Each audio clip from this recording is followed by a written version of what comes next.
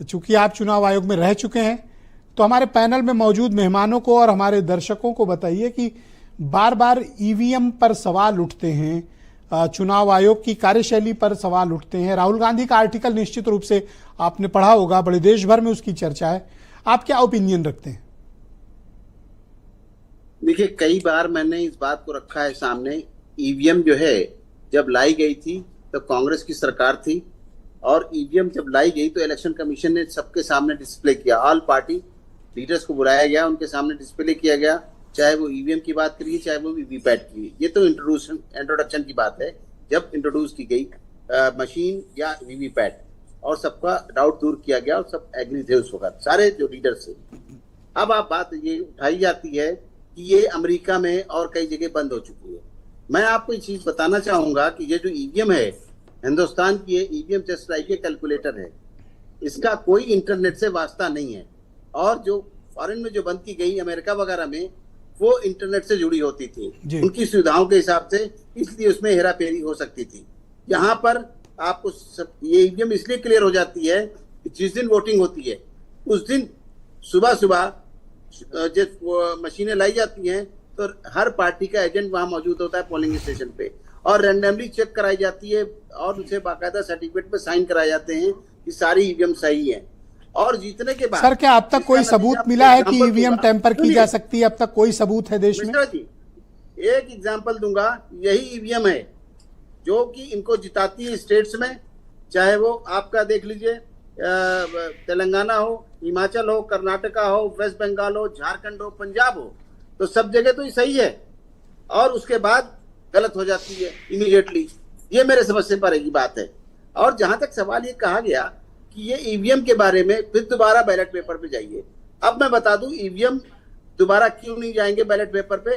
क्योंकि ballot paper के अंदर टेक्निकल बात है सर, आपको सारे लोग देख रहे हैं, सुन रहे हैं, और मैं इस बात को स्पष्ट करना चाहूंगा कि बैलेट पेपर जाने का मतलब ये है कि अगर आपको शाम को आधा या 1 घंटा मिल गया तो आपने फटाफट जो है बैलेट पेपर पे मुहर ला के डाल दिए बक्से में, और आप समझ सकते हैं कि आधे घंटे में और 1 घंटे में कितने मैंने वो दौर याद दिलाया लोगों को। सुनिए, मैं ओपनिंग स्पीच में मैंने वो दौर याद दिलाया था। और ईवीएम, सुनिए मिश्रा जी, लेकिन ईवीएम जो है, ईवीएम के अंदर जब आप आते हैं वोट डालने के लिए, आप भी गए, दुनिया जाती है, ईवीएम के जब आप आते हैं तो पर्ची लेके आते हैं अंदर, तो आपको मिलान करता है, उसके बाद आपको वहां से कमांड देता है। कमांड देने के बाद जब अंदर जाते हैं ईवीएम दबाने के लिए मशीन को, तो वहां पे और फिर वीवीपैट पे ट्रांसफर पे, ये एक 17 सेकंड यानी 1 मिनट की पूरी वो प्रक्रिया है, और सब विजुअलाइज हो रही है। ओके, एक सवाल और उठाया गया अपोजिशन की तरफ से, उस पर भी थोड़ी क्लैरिटी दें कि जो वोटर रोल आउट है, जो वोटर लिस्ट है, मतदाता सूची है, उसको लेके बहुत प्रश्न चिन्ह खड़े होते हैं कि तमाम नए वोटर्स ऐड कर दिए जाते हैं, कुछ समर्थकों के नाम काट दिए जाते हैं, जैसा महाराष्ट्र चुनाव को लेकर आरोप लगे। अच्छी बात है मिश्रा जी।